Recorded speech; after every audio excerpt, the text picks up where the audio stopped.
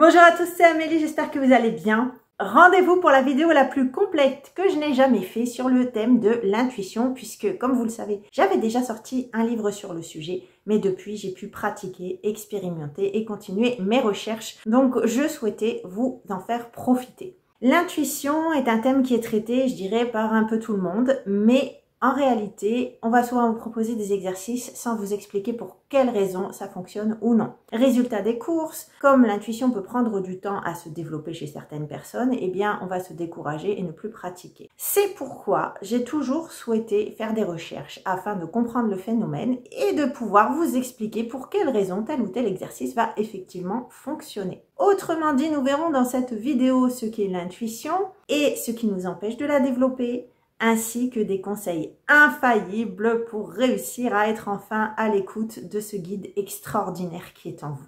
Mais avant de vous parler de tout ça, n'oubliez surtout pas de me mettre un petit like et on se retrouve après ça.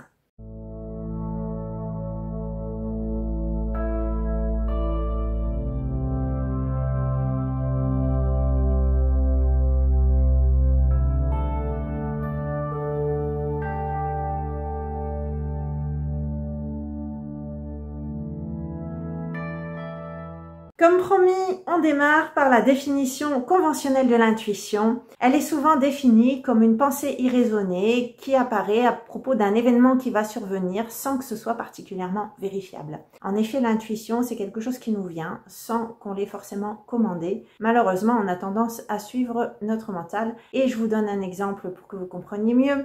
Vous êtes sur la route, le GPS vous indique que le chemin de droite est le plus rapide pour vous aujourd'hui. Pourtant, à un moment, vous avez eu la sensation qu'il fallait prendre le chemin de gauche. Malheureusement, vous avez écouté votre mental et il se trouve que sur le chemin de droite, il a fini par y avoir des bouchons. Le chemin de gauche était en effet plus rapide pour vous aujourd'hui, mais vous n'avez pas écouté cette pensée irraisonnée qui vous a soudain donné envie de suivre le chemin de gauche. Vous voyez que l'intuition relève vraiment de ce qu'on appelle le ressenti. L'envie qui nous vient d'un coup, sans qu'on y ait forcément pensé. C'est une information qui nous tombe un peu dessus, mais ensuite on se met à réfléchir et on va suivre le mental.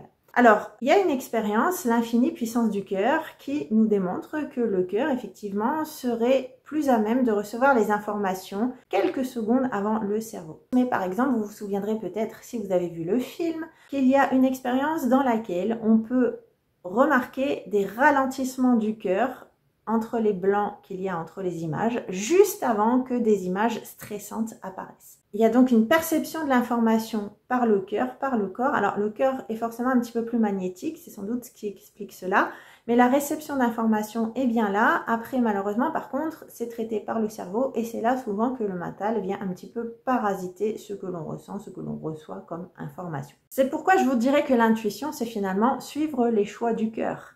Et comme on vient de le voir, on a plutôt été habitué à suivre notre mental, ce qu'on pense être la logique. Or, cette logique, elle peut nous fourvoyer parce qu'on n'a pas toujours toutes les informations. On vit dans un monde d'illusions, d'apparence et parfois l'information nous est cachée. Grâce à l'intuition, vous serez quand même à même de faire le meilleur choix pour vous puisque le cœur ne ment pas, puisque cette information subtile, elle est sans faux semblant. Donc, pour vous donner un exemple, il est très utile de suivre plutôt les choix du cœur que la logique et je vous donnerai un exemple qui m'est arrivé à moi. Vous êtes d'accord, je pense que si vous devez changer de logement, il est plus prudent d'en trouver un autre avant de donner votre préavis pour partir. En particulier quand c'est difficile de vous loger. Eh bien, figurez-vous que pour ma part, c'était ce que je cherchais à faire il y a quelques années. Simplement, je galérais énormément du fait de mes contrats. Et puis, je cherchais, mais il n'y avait pas moyen de trouver. Et pourtant, le logement où j'étais était absolument à fuir. Donc, j'ai préféré pendant longtemps chercher un autre logement, mais rien ne venait. Et puis, un jour, il y a eu la goutte d'eau qui a fait déborder le vase et qui faisait que ce n'était vraiment plus possible pour moi de rester là. Et là, c'était tellement impossible que je n'ai plus réfléchi. Je me suis dit, quoi qu'il arrive, je donne mon préavis. Eh bien, figurez-vous que grâce à ce lâcher-prise, j'ai tout de suite eu une solution qui s'est offerte à moi. J'ai pu trouver un Airbnb en attendant de trouver juste derrière le logement. Il y a eu ce lâcher-prise, le fait qu'il fallait cesser de me contrarier et qu'il fallait finalement suivre mes envies. Et vous êtes d'accord alors que ça défie toute logique et que la logique, elle, ne me permettait pas de lâcher prise et ne me permettait pas d'attirer à moi ce qui était bon pour moi. Donc, suivre les choix du corps, comme vous le voyez, c'est absolument fondamental. Malheureusement, on n'ose pas toujours le faire parce que ça peut parfois nous emmener vers des choix complètement dingues, mais qui vont pourtant aboutir, tandis que le choix relevant de la logique, lui, va plutôt nous conduire dans le mur. Finalement, c'est l'idée d'être capable de capter l'information subtile. Or, pour capter l'information subtile, il faut déjà que vous ayez un taux vibratoire suffisamment élevé pour pouvoir la capter, car nous captons les fréquences qui sont égales aux nôtres. Et puis, il y a aussi cette idée qu'il faut savoir faire taire le mental et être capable d'écouter nos ressentis, d'écouter ces informations que notre corps capte, puisque nous sommes une véritable antenne qui captons ce qu'on appelle les ondes scalaires. Ces ondes scalaires, elles nous nourrissent au niveau énergétique, mais elles nous apportent aussi l'information subtile. Or, il n'est pas possible de vibrer suffisamment haut si nous avons en nous des autosabotages, des autoblocages et des émotions négatives qui vont nous faire vibrer bas, qui vont empêcher finalement la bonne circulation de cette énergie dans notre corps. On en vient donc à nos 4 points principaux pour essayer de comprendre pour quelles raisons on n'arrive pas à développer notre intuition. La raison principale, c'est quand même le manque de confiance en nous. Je pense que nous en souffrons tous car on nous a formatés à cette fin. Et avoir confiance en soi, c'est fondamental puisque quand vous recevez une information, on peut toujours se dire est-ce que c'est moi qui suis dingue? Est-ce que c'est moi qui pense des choses ou est-ce que c'est vraiment une information que j'ai captée? Et tant qu'on n'a pas l'habitude, au départ, on se pose forcément la question. On hésite, on n'est pas sûr. Quelque part, c'est normal. Mais plus vous pratiquerez et plus vous serez à même de ressentir la différence entre une information captée et effectivement une pure information qui viendrait de votre mental. Pour ma part, pour vous donner une idée, maintenant que j'ai réussi à bien la développer, je le ressens un petit peu dans les tripes. C'est-à-dire qu'il y a une certitude intérieure. Ceci, bien sûr, n'est pas venu tout de suite, mais aujourd'hui, je sais quand ça relève de mon intuition pour cette raison et quand ça relève du mental. Donc, sauf si j'ai une expérience particulière à travailler, en général, je ne me trompe plus et je ne me fais plus du tout fourvoyer et je sais par exemple que si je dois faire un choix et qu'il n'est pas bon, je me sens de toute façon bloquée à l'intérieur. Donc ça m'évite maintenant d'aller dans les chemins de traverse qui m'empêchent d'avancer plus vite et de manière plus alignée dans ma vie. Alors le problème aussi, comme on vient de le voir, c'est le mental. Parce que l'information est souvent captée plus rapidement par le cœur, mais ensuite on se met à réfléchir. Et il faut savoir que le mental, c'est plus de 60 000 pensées par jour. Donc il y a beaucoup de pensées qui défilent. Comment voulez-vous être à l'écoute de votre intérieur, d'être capable d'être à l'écoute de vos ressentis, de décoder cette information que votre corps capte? C'est impossible. C'est pourquoi il est nécessaire de ralentir le flot des pensées, mais aussi d'être capable de vibrer suffisamment haut pour capter plus d'informations subtiles. Et c'est pourquoi nous verrons tout à l'heure la raison pour laquelle la méditation peut être un outil très utile. Autrement dit, il faut faire preuve d'intériorité, d'être capable d'installer le calme et le silence à l'intérieur pour être à même de s'écouter et de pouvoir finalement décoder l'information que notre corps reçoit. Être capable de s'intérioriser, c'est être capable d'arrêter d'être distrait et d'être en permanence à l'affût de ce qui se passe à l'extérieur pour être à l'écoute de ce qui se passe à l'intérieur de vous. On reste finalement très concentré et là, on est capable aussi d'être à l'écoute de ses envies. On cesse de se dire que ce n'est pas bien de s'écouter, ce n'est pas bien de se faire plaisir. Si vous n'en êtes pas convaincu, je vais vous donner quelques exemples. Combien de fois peut-être avez-vous pensé qu'il est inutile de suivre ses passions, qu'on ne gagne pas sa vie en faisant ce qui nous plaît? Il faut faire un travail pour gagner sa vie. L'un n'est pas incompatible avec l'autre en réalité. Et bien souvent, quand vous êtes sur votre chemin, quand vous êtes aligné avec vous-même, vous faites des choses qui correspondent à ce que vous devez faire, à votre véritable essence. Il se trouve que ça fonctionne finalement bien mieux que si vous avez essayé de faire un travail qui gagnerait soi-disant très très bien sa vie. De la même manière, souvent on a tendance à ne pas se faire plaisir, à se sacrifier, donc à rajouter une couche de négativité en nous, peut-être même de stress. L'exemple le plus courant pourrait être par exemple l'idée qu'il faut toujours se sacrifier pour ses enfants et sa famille. Le souci, c'est qu'en faisant cela, vous-même allez être contrarié au bout d'un moment et finalement votre entourage ne va pas profiter de votre bonne humeur. Vous allez peut-être être même irascible, imbuvable parce que vous avez cette idée que vous devez vous sacrifier. Vous n'êtes pas à même de comprendre que se faire plaisir et de se détendre, c'est aussi nécessaire pour pouvoir être plus agréable pour son entourage. Donc, tout ceci remet en question le fait qu'il faille écouter le mental, le fait qu'il faille se sacrifier. Une fois qu'on a compris tout ça, qu'il faut suivre ses envies, eh bien, ça vous met clairement sur le chemin de l'écoute de votre intuition. Donc, vous avez bien compris que le stress et le mental sont les ennemis de l'intuition. Et nous allons donc voir maintenant comment vous allez pouvoir la développer au contraire. Et le premier outil fondamental, c'est ce qu'on appelle la cohérence cardiaque. Cette cohérence cardiaque, elle va vous apporter des bienfaits à la fois sur le plan de la santé, mais aussi pour développer votre intuition, car le cœur, le cerveau et les intestins sont reliés par ce qu'on appelle le nerf vague. Et la synchronisation entre le cœur et le cerveau nous permet de cesser ce problème du mental qui va venir parasiter l'information qu'on a reçue par le cœur et qui va finalement nous fourvoyer. Je vous explique tout ça dans une vidéo que j'ai développée un peu plus et je vous mets son lien en descriptif. Il y aura aussi dans cette vidéo un exercice justement de cohérence cardiaque que vous pourrez essayer de faire. Je vous explique bien les différences et les différentes méthodes qui ont été aussi proposées en la matière. Deuxième point, il est utile pour développer son intuition d'utiliser la posture. La posture, on ne le sait pas, mais c'est pas seulement se tenir droit. Le fait d'être sans cesse recroquevillé vers l'avant est ce qu'on appelle la position de fuite. Autrement dit, votre corps va sécréter automatiquement du cortisol. Vous ne pouvez pas ne pas être stressé dans ces conditions et on a vu que si le corps n'est pas détendu, on reçoit moins les ondes scalaires. Donc on est moins à même de capter cette information subtile.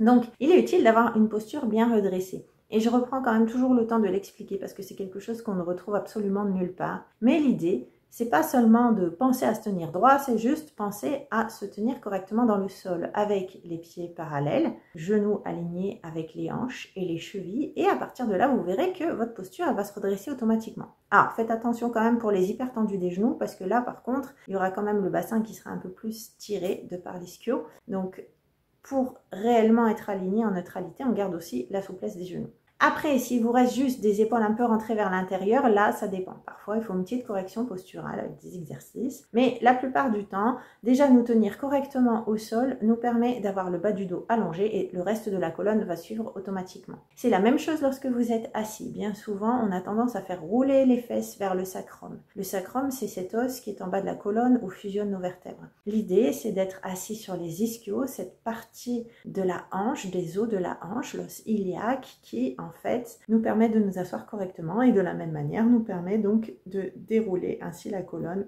de manière droite. De cette façon, on n'est plus en posture de fuite, en posture de domination et ça nous permet d'être bien, de ne pas être en stress, mais aussi de relancer le système immunitaire, le renouvellement cellulaire, car quand votre corps n'est pas occupé à penser à fuir un danger, eh bien, il passe son temps à se régénérer. Donc ceci est très important et je vous invite vraiment à essayez de corriger votre posture juste en faisant cela. Vous verrez que vous sentirez déjà aussi une différence dans votre vie. Donc c'est tout bénéfice. Ça vous aidera à mieux capter les ondes scalaires, les informations subtiles pour développer votre intuition, mais ça vous aidera aussi à vous sentir mieux sur le plan de la santé. Troisième outil fondamental pour développer l'intuition, c'est la méditation. Alors je sais que malheureusement, ça ne plaît pas toujours à tout le monde. C'est vrai que ça peut être contraignant parce qu'on est dans une vie où on court beaucoup et où on a tendance à ne jamais se donner la priorité, à ne jamais se donner un moment pour se poser. Et pourtant, méditer est fondamental puisque lorsque vous méditez, ça va permettre de réduire le flot des pensées. Votre cerveau va apprendre à se concentrer sur une seule chose et non pas sur 36 à la fois. Donc tout doucement, l'état cérébral bêta va passer en état cérébral alpha. Le flot des pensées va se réduire. Vous serez donc à même d'être à l'écoute de votre intuition puisque le calme va se faire à l'intérieur. Il n'y aura plus le bruit de toutes ces pensées. Et puis, en même temps, il y aura aussi un état cérébral gamma qui vous permettra de capter beaucoup plus d'informations subtiles. Donc, c'est tout bénéfice. Maintenant, pour ceux qui ont du mal à s'y mettre, vous pouvez tout simplement essayer de coupler la respiration avec la méditation, puisque finalement, la méditation, c'est se concentrer sur quelque chose. On va pas vous demander de vous mettre à vous poser et à essayer de plus penser. Ça, c'est pour les personnes particulièrement entraînées. Donc, par exemple, juste se concentrer sur un souffle qui va être profond, ou donc sur l'exercice de cohérence cardiaque qu'on vient de voir, mais ça vous permet aussi de méditer par la même occasion. Et si vous n'aimez pas ça, vous pouvez commencer par 30 secondes, 1 minute. Le tout, c'est que vous preniez cette habitude, car il y aura de nouvelles connexions neuronales qui vont se faire au niveau de votre cerveau. Et ce n'est qu'à cette condition que vous serez à même, à tout moment, de couper les pensées. Si vous avez un moment envie de faire le vide, au bout d'un moment, vous aurez l'habitude, car c'est comme si vous appuyez sur un bouton et que vous êtes capable d'obtenir ce que vous souhaitez sur commande. Ce qui est impossible, malheureusement, sans entraînement. Donc, n'hésitez pas à faire cela, et puis aussi, peut-être, plutôt à vous diriger vers, sinon, des méditations guidées, avant d'être à même, peut-être, un jour aussi, d'être capable tout simplement de vous poser et de méditer sans avoir à penser. Mais ça, généralement, ça requiert un petit peu plus d'entraînement. Autre point qui va vous aider à développer votre intuition et qui ressemble un petit peu à la méditation, c'est d'être capable de faire les choses en conscience. En effet, il existe des méditations qu'on appelle de pleine conscience, c'est-à-dire qu'on s'oblige à vraiment rester présent à ce que l'on fait sans avoir une pensée qui passe. Car combien de fois vous êtes peut-être en train de faire quelque chose et puis vous êtes en train de penser à autre chose. Résultat des courses, si par exemple vous posez vos clés quelque part, vous ne savez plus où vous les avez mises parce que vous n'avez pas posé vos clés en conscience. Il y avait quand même des pensées qui vous parasitaient pendant que vous étiez en train de faire autre chose. Donc vraiment rester présent à ce que l'on fait, eh bien ça vous permet aussi d'être capable ensuite de capter l'intuition, puisque ça revient un petit peu à ce qu'on vient de dire, hein. Quelque part on calme toutes ces pensées, il y a un peu plus de place à l'intérieur, et puis on est à même de décoder les messages que notre corps reçoit. Nouvel outil pour développer votre intuition, vous avez vu, je vous en livre beaucoup et je pense qu'ils sont assez inédits. C'est très rare de les trouver et pourtant, quand on comprend le fonctionnement de l'intuition, eh bien, c'est très logique. C'est de boire de l'eau dynamisée. Donc, vous avez souvent tendance à connaître la purification de l'eau, et oui, c'est important, mais il n'y a pas que la filtration. Sa dynamisation est tout aussi importante, car comme on l'a vu, il faut un taux vibratoire élevé pour capter des informations toujours un peu plus subtiles. Et boire de l'eau dynamisée y participe. L'idée, c'est que les molécules d'eau sont séparées. L'eau est morte, car elle traîne, elle stagne dans les canalisations ou même dans les bouteilles. L'idée de la dynamiser, c'est de réagréger ces molécules d'eau qui seront dès lors à même de capter plus de photons. Donc les photons, cette lumière qui va nous nourrir énergétiquement mais qui est aussi porteuse d'informations. J'ai réalisé une vidéo à ce sujet et je vous en mets le lien en descriptif. Surtout, n'hésitez pas à aller voir. Avant-dernier point, à apprendre à être aligné et à se faire plaisir. Ça rejoint un petit peu ce qu'on a déjà vu tout à l'heure, être aligné avec soi, avoir réussi à dégager les émotions négatives, les autoblocages. Alors, il y a une partie qui relève du développement personnel qui va demander du temps parce que être capable d'identifier ces autoblocages, y remédier, être capable de se reprogrammer, être capable d'éliminer tout ce qui va être mémoire familiale, tout cela prend du temps. Mais cela est nécessaire pour être de plus en plus aligné avec qui nous sommes. Par exemple, si vous avez une blessure qui vous vient de votre éducation ou qui vous vient d'une mésaventure que vous avez eue à l'école, tout ceci reste engrammé en vous, à l'intérieur. Et il est nécessaire de le libérer parce que quelque part, vous avez du coup créé une personnalité pour contourner ces problèmes et vous n'êtes pas pleinement vous-même. À partir du moment où on n'est pas pleinement nous-mêmes, on est parasité pour être aligné et être capable de recevoir et décrypter une information. Et de la même manière, si vous ne vous faites pas plaisir, eh bien vous allez être dans le stress, vous allez être contrarié et à nouveau, on ne va pas être bien. Si on n'est pas suffisamment bien avec soi-même et si on n'est pas capable d'être détendu, il est impossible de développer son intuition. Donc c'est quelque chose vers lequel vous devez tendre, même si ça peut prendre un peu de temps. En tout cas, en ce qui concerne la libération des autoblocages, des croyances limitantes, la reprogrammation, il y a énormément de vidéos sur la chaîne. Donc surtout, n'hésitez pas à aller les voir et je vais vous en mettre quelques-unes, bien sûr, en descriptif de la vidéo. Et enfin, dernier point fondamental, avoir confiance en soi. C'est important pour toutes les raisons que j'ai expliquées sur ce point tout à l'heure. Maintenant, il est clair que avoir confiance en soi, c'est finalement très compliqué et pour bien plus de monde que l'on l'imagine. Donc, figurez-vous que je vais justement bientôt faire une formation.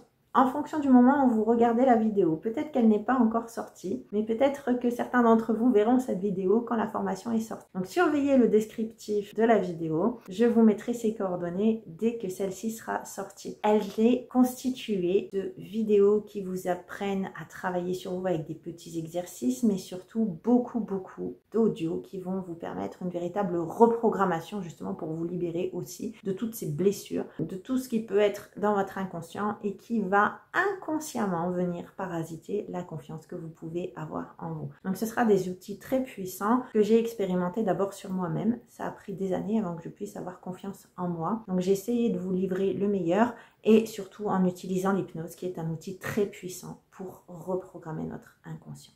Et donc voilà les amis, j'en ai fini avec cette vidéo. Elle était un peu longue, mais comme vous le voyez, je pense qu'il est nécessaire de vous donner les outils les meilleurs possibles pour que vous ayez vous aussi accès à votre intuition. Si vous avez encore du mal à faire la part des choses entre votre intuition et votre mental, l'intuition c'est vraiment ce qui va vous guider vers le meilleur. Donc c'est fondamental de pouvoir la développer. Mais je pense aussi que c'est fondamental de comprendre pourquoi on fait les choses parce que sinon on a envie d'abandonner et c'est bien normal. Si ça ne vient pas tout de suite, c'est normal.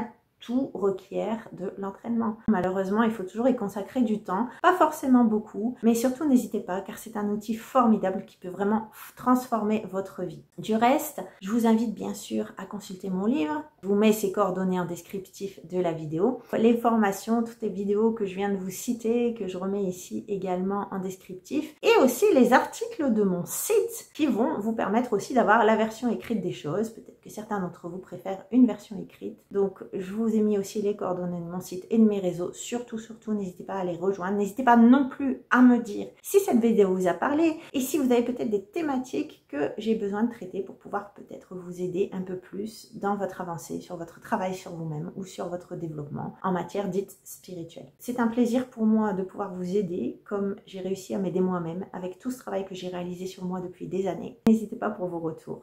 Et en attendant, je vous souhaite une belle journée, une belle soirée en fonction du moment où vous regardez cette vidéo et je vous dis à très bientôt pour d'autres vidéos.